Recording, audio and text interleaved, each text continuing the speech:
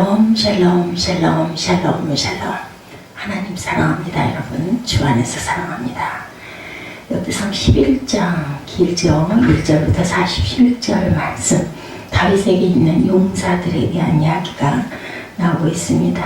드디어 다윗이 이스라엘의 그 왕이 되죠. 이스라엘과 유다의 왕, 전체 남북의 왕이 되는 그런 내용이 나타나고, 거기에 있는 그 부하 다윗에게 있었던 그 용사들에 대한 이야기가 1절부터 47절까지 쭉 나열되어 있습니다. 1절에 온 이스라엘이 헤브론에 모여 다윗을 보고 이르되 우리는 왕에 가까운 혈족이니이다. 이렇게 시작이 됩니다. 사무엘하고전 1절에도 이렇게 시작이 되죠.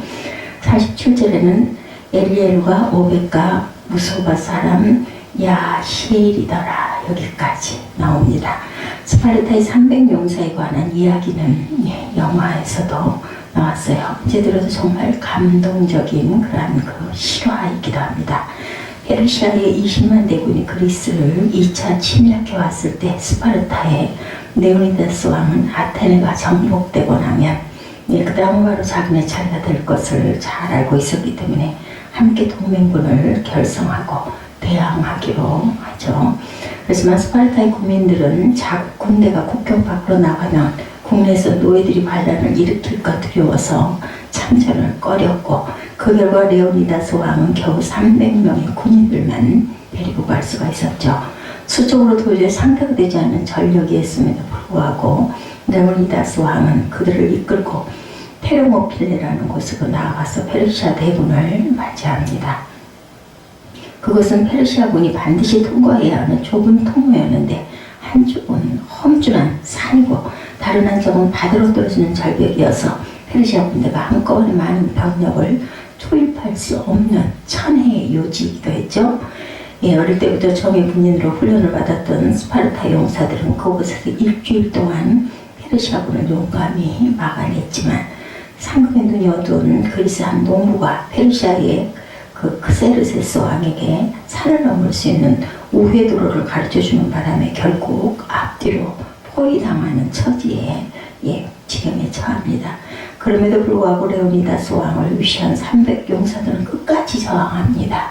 자, 그 결과 단 한 명도 남지 않고 저는 장렬하게 전사를 하는 그러한 사건들, 그들의 희생 덕분에 시간을 벌게 되었던 그리스 동맹군은 결국 전쟁에서 승리를 하게 되고, 그 후에 그리스 사람들이 테르모필레 협곡에 그 300용사를 기념하는 비를 세웠는데, 거기에는 길손들이여 스파르타에 가서 전해주어 조국의 명을 받들어 우리가 여기 이렇게 누워있노라고 이렇게 그 새겨져 있었다고 합니다.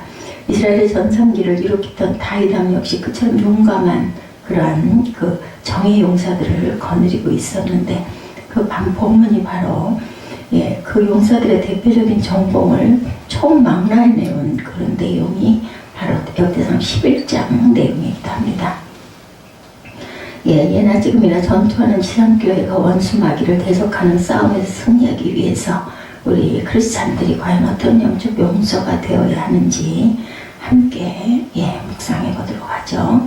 첫 번째, 신앙의 용사는 전세가 불리해질 때일수록 더욱 용맹을 발휘해서 자기 편의 사기를 북돋우는 사람들이기도 합니다. 본문 10절부터 14절에 다윗에게 있는 용사의 두목은 이러하니라 이렇게 시작을 하죠. 이 사람들이 온 이스라엘을 더불어 다윗의 힘을 도와 나라를 얻게 하고 세워 왕을 삼았으니 이는 야훼께서 이스라엘에 대하여 이르신 말씀대로 함이었더라. 14절에 저희의 그 발 가운데 서서 그 밭을 보호하여 블레셋 사람을 죽였으니 야훼께서 큰 구원을 구원하시옵였더라. 이렇게 기록하고 있습니다. 여기 나타나는 두 용사는 소위 세 용사 혹은 첫 3인이라 불린 자들 속에 속한 멤버였는데, 그처럼 용맹과 무공으로 유명했던 삼총사가 첫째가 바로 그 30인의 두목인 야소부암이었습니다. 본문에 보면 그 야소부암이 창을 들어 한꺼번에 300인을 죽였다 이렇게 나타나는데, 같은 사건을 기록하고 있는 사무엘하 23장 8절에 보면 그가 800명을 죽었다 이렇게 나타납니다. 아마 사무엘하에 있는 것은 그가 죽인 그 적군 전체의 숫자이고, 역대상의 내용은 어느 한 전투에서 일시에 죽인 숫자를 말하는 것이다. 이렇게 짐작이 됩니다. 예, 이 야소보암이 300명을 한 전투에서 죽였을 때 혼자였는지 아니면 비록 중과부족이긴 했지만 자기 편 부하들도 있는 가운데 특별히 앞장서서 종횡무진으로 적군을 유리했던 것인지 정확히 알 수는 없지만 예, 야소보암은 수적으로 절대 불리한 상황에서 놀라운 용맹을 발휘함으로 전세를 뒤집고 아군의 사기를 크게 진작시켰던 것만큼은 틀림이 없는 것 같습니다. 압도적인 적군의 세력을 보면서 다들 두려워하고 있는데 자기 편의 장군이 몸소 앞장서서 돌격하면서 혼자 적군 300명을 쳐 죽이는 모습을 목도하거나 그 소식을 듣게 되었을 때 그 부하들은 얼마나 용기백배했을까요? 용사는 이처럼 자기 혼자만 잘 싸우는 것으로 끝나는 게 아니라 그 용감무쌍한 솔선수범을 통해서 아군의 용기를 북돋아주므로 함께 승리하는 군대로 만들어가기도 하죠. 3인 중 둘째 용사인 엘르아살도 그러했습니다. 역대상 11장 내용입니다. 예, 그가 바스다밈이라는 곳에서 다윗과 함께 하였다고 했는데 아마 엘르아살이 다윗을 경호하는 임무를 맡고 있었던 것 같습니다.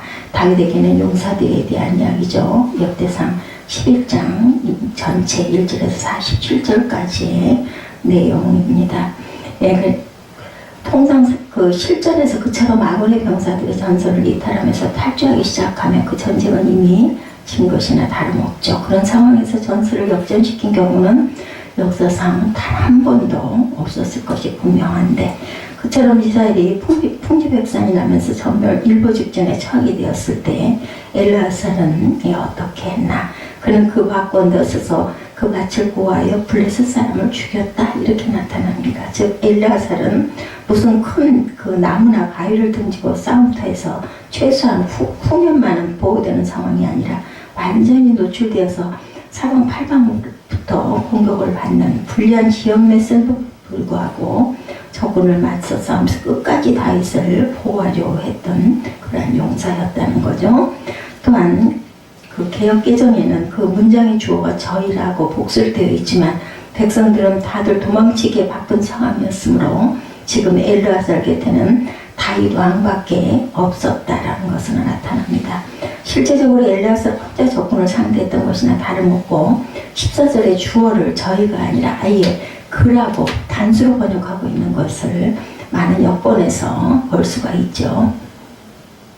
다윗에게 있는 용사의 수요가 그러하니라 이렇게 나타납니다. 항몬 사람의 아들 야소보암은 30명의 우두머리라 그가 창을 들어 한꺼번에 300명을 죽였고 10절에 그 다음은 아오라 사람 도도의 아들 엘르아살이니 세 용사 중에 하나라. 14절에 그가 그 밭 가운데 서서 그 밭을 보아요. 그가 이렇게 나타나죠.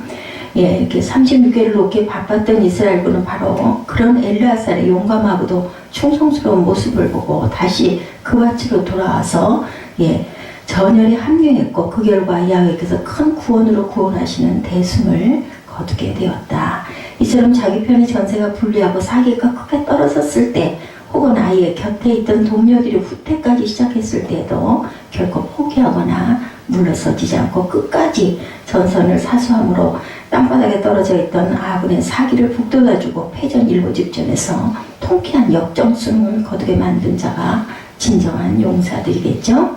전투하는 지상교회에도 바로 그런 신앙의 용사들이 꼭 필요하다라는 겁니다. 우리가 전쟁에서만 필요한 게 아니라 악한 원수 마귀들과 싸우고 나가고 있는 이 세상 교회들에게도 이런 신앙의 용사들이 필요하죠. 교회 일을 하다 보면 많은 그 교인들이 함께 부딪히게 되는 경우가 생기기도 합니다. 바로 그럴 때 혼자서 300명을 무찔러내는 용기와 힘이 있는 성도가 꼭 필요하다.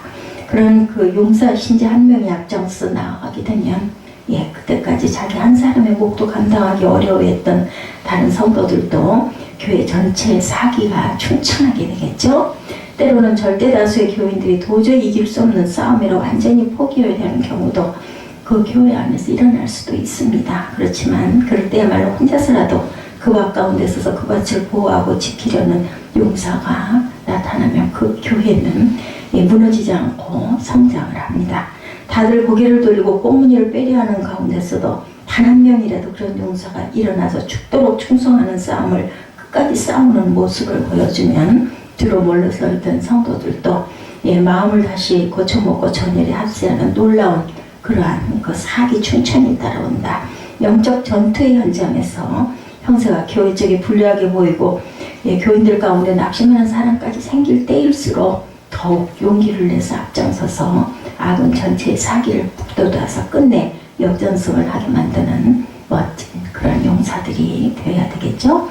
두 번째, 신앙의 용사는 자기가 섬기는 일이 사람을 위함이 아니라 오직 하나님을 위한 것임을 잊지 말아야 될 겁니다. 15절부터 19절에 기록하기를 32목 중 3사람이 바위로 내려가 아둘람 골 다윗에게 이를 때에 블레셋 군대가 르바임 골짜기에 진쳤더라. 그때 다윗은 산성에 있고 블레셋 사람의 영체는 베들람에 있는지라. 이렇게 19절까지 나타나죠. 여기 기록된 32목 중 3사람이란 첫째 3인을 가리키는 것이 아니라 소위 둘째 3인을 가리키는 말이고 20절 이하에 나타나는 이름들은 바로 그들이 이끌었던 32목들을 이야기하고 있습니다. 두 번째 삼총사들 역시 다윗을 모시고 블레셋과의 전쟁에 나간 적이 있었는데 그때 블레셋이 베들레헴을 점령하고 있었고 베들레헴은 다윗의 고향이기도 하죠. 그렇게 아군과 대치하고 있는 상황에서 다윗은 갑자기 자기가 자라났던 동네에 있는 우물물이 생각이 납니다.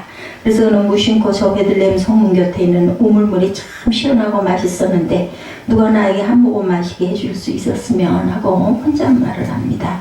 그것은 어떤 명령이 아니고 그냥 다윗이 고향 쪽 동네를 바라보다가 추억에 사로잡혀서 튀어나온 말이었는데 다윗의 그 말이 떨어지자마자 이 두 번째 삼총사들이 당장 블레셋 군대를 충돌하고 베들레헴 성문 곁 우물로 돌진에 들어갑니다.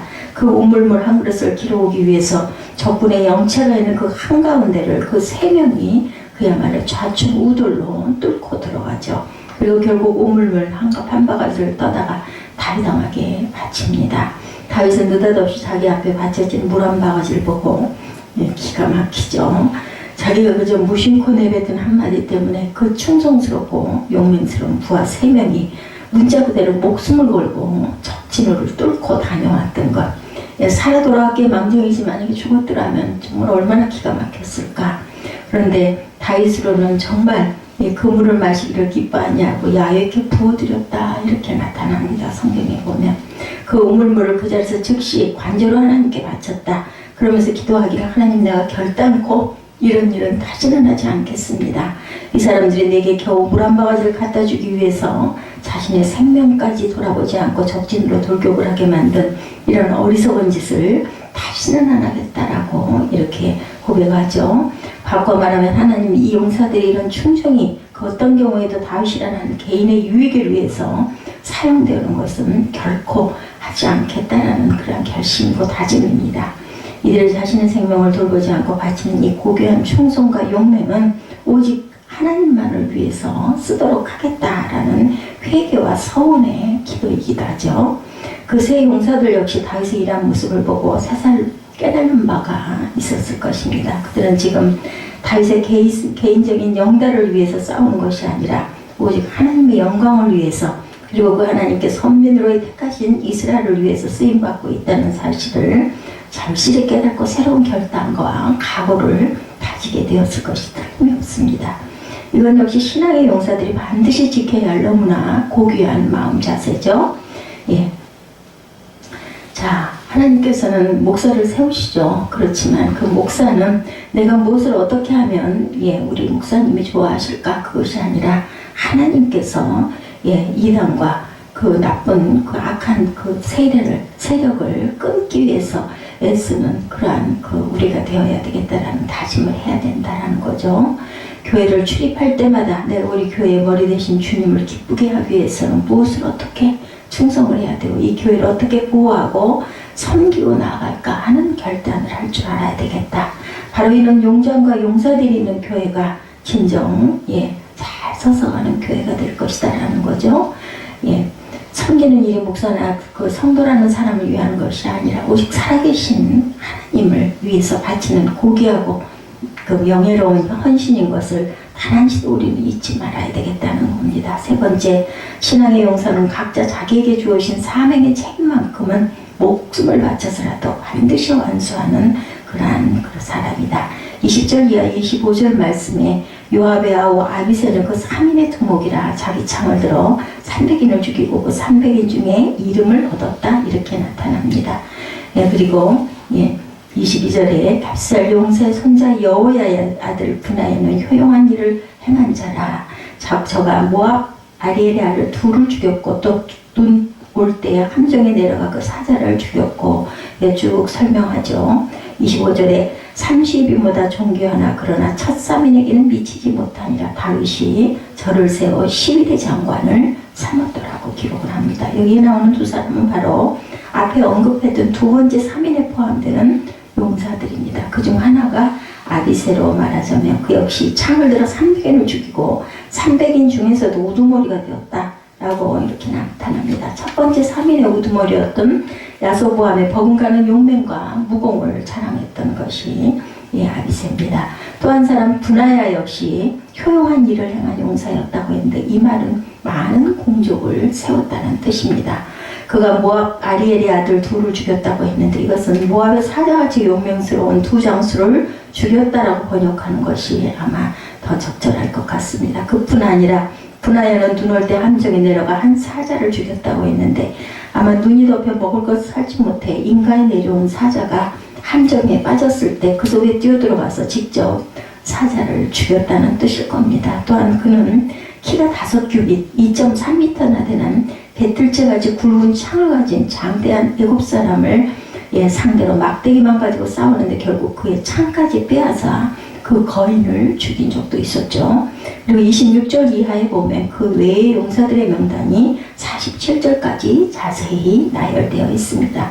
여기에 기록된 내용만 봐도 알 수 있듯이 이 둘째 3인이나 30인에 속한 다윗의 부하들 역시 대단한 용맹을 발휘했고 혁혁한 무공을 남긴 용사들이었죠. 근데 본문을 다시 보면 이들에 대해 특별한 주석이 따라 붙고 있습니다. 21절에 아비새를 가리켜서 저는 둘째 3인 중에 가장 존귀하여 두목이 되었으나 그러나 첫째 3인에게는 미치지 못하니라 이렇게 증가합니다.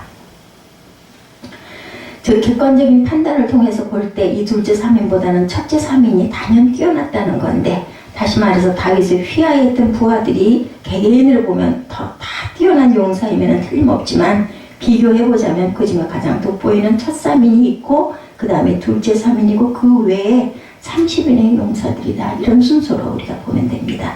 하지만 그렇게 능력의 차이는 있었다 할지라도 그들 모두가 다 다윗이 이스라엘 왕국을 강력히 건설하는 데 꼭 필요한 존재들이었다는 거죠. 아무리 첫 3인이 그처럼 돋보이는 용사들이었다 하더라도 그들의 힘만으로 막중한 일을 다 해낼 수는 없었다. 거기에 그 첫째 3인의 충성과 용맹을 이어받은 둘째 3인도 꼭 있어야 했고 그런 삼총사들은 두목으로 따르면서 함께 수많은 전투를 치렀던 30인이 특전단 역시 없어서는 안 될 정의 요원이었다. 즉 최고의 용사들 뿐만 아니라 그들보다는 조금 못하다 하더라도 각자에게 주어진 한 목만큼은 톡톡히 해낸 일반 용사들이 있었기 때문에 다윗왕은 명실공히 이스라엘의 전성기를 구축할 수 있었고 이스라엘 전체 이제 남과 북이 하나 되는 그 남과 북이 나뉘지 않는 통째로 왕이 되죠. 이것은 교회 왕국 안에서도 마찬가지입니다. 교회는 앞장서서 싸우는 첫 3인의 사명을 훌륭한 감당할 그러한 인물들이 꼭 필요하고 그런 선배들의 모범을 본받아 그들의 뒤를 잇는 둘째 3인 될 그러한 후배들이 분명히 필요하다. 그뿐 아니라 그런 감독들의 지도에 교회 일의 손발 노릇을 감당하는 30인의 집사 권사님들이 분명히 필요하다. 따르는 그 모습을 보고 따르는 그러한 분들이 분명히 있다는 거죠. 사도가 될 수 없고 다 선지자가 될 수 없지만 우리 모두는 한 명도 빠짐없는 교회에 없어서는 안 될 필수적인 지체고 요긴한 영적 군사들이다. 교인 전부가 다 첫사명 같은 사람으로만 구성되어 있는 지상교회는 없습니다. 교회 일은 목사 한 사람만의 영역으로 되는 것이 아니고 모든 교회 성도들이 하나가 되어야 되겠죠. 이 교회를 통해서 자신의 이름을 그리스도의 구속사에 남기는 신앙의 용사들이 되어야 되겠습니다. 10절 상반절에 다시 보시면 다윗에게 있는 용사의 두목은 이러하니라 이렇게 증거돼서 나타납니다. 이 사람들이 온 이스라엘로 더불어 다윗의 힘을 도와 나라를 얻게 하고 왕을 삼았으니 이렇게 나타나죠. 다윗은 결코 자기 개인의 능력으로 이스라엘을 세웠던 것이 아니라 이런 용사들이 있었던 까닭에 그처럼 이스라엘의 전성기를 이룩할 수 있었던 것이다. 교회는 물론 말씀을 맡은 그 장로인 목사를 중심으로 세워져야 됩니다. 그렇지만 강단에서 목사가 설교하는 소리만 있고 그 말씀대로 용명을 떨치며 힘을 발휘하는 용사가 나타나지 않는다면 그것은 소리나는 구리와 울리는 꽹과리 같은 교회가 될 뿐이다. 실로 용장 밑에 용사가 따라야 실전에서 백전백승하는 그러한 그 교회가 될 수 있다. 서론에 말씀드렸던 레오니다스 왕과 스파르타의 300용사들은 단지 조국을 구했을 뿐 아니라 세계사의 흐름을 바꿉니다. 그들이 아니었다면 페르시아가 그리스도를 정복했을 것이고 만약 그렇게 되었다면 그들 이후의 세계는 서양이 아니라 동양을 중심으로 지금까지 전개되었을 것이기 때문이죠. 마찬가지로 비록 소수라 할지라도 신앙의 용사들로 뭉쳐진 교회는 단지 자기 교회가 성장하는 축복만 받는 것이 아니라 예수 그리스도의 구속사 완성에 결정적인 역할을 감당하는 용사들이 될 수 있다. 이런 용사들이 계속 나타나는 교회들이 되어야 되겠죠. 예, 그 어떤 경우에도 사람의 체면이나 입장 같은 것을 따지지 말고 오로지 하나님을 기쁘시게 하기 위한 그런 교회, 그 한가운데를 돌파해 나가는 멋진 둘째 산인들이 교회 성도들을 통해서 나타나야 되겠다. 교회의 중직자가 아니라 할지라도 크든 작든 간에 주님께서 자기에게 맡겨주신 사명이 있음을 기억하고 그 몫만큼은 반드시 감당하는 30인의 용사들 역시 재직들과 평신도들 사이에 많이 일어나야 되겠죠. 우리 교회가 전세가 불리해 보일 때일수록 오히려 앞장서 돌진하고 오직 하나님께 영광을 돌리고자 하는 목적을 붙들고 싸우고 끝까지 자기가 서 있는 자리만큼은 죽을 각오로 지키는 신앙의 용사들이 되어서 교회 중심으로 이전에 누렸던 것보다 오히려 훨씬 더 영광스러운 축복의 전성시대를 누려 하나님께 영광이고 땅에서는 하나님의 나라를 확장하는 그러한 귀한 저와 여러분 되시기를 주님의 이름으로 축복합니다. 오늘 역대상 11장 다윗에게 있는 용사들을 통해서 어떻게 우리가 땅에 있는 이러한 그 악한 원수들과 싸우는 교회에 있는 지체들이 어떻게 하고 나가야 될 것인지 우리가 한번 묵상해보는 짧은 시간이지만 내용 전체를 한번 돌아보았습니다. 오늘도 여러분 저와 함께 영적으로 각각 자리에 있을지라도 충만한 하나님의 은혜로 오늘 하루도 싸워서 이기고 승리하시는 저와 여러분 되시기를 주님의 이름으로 축복합니다. 기도하시겠습니다.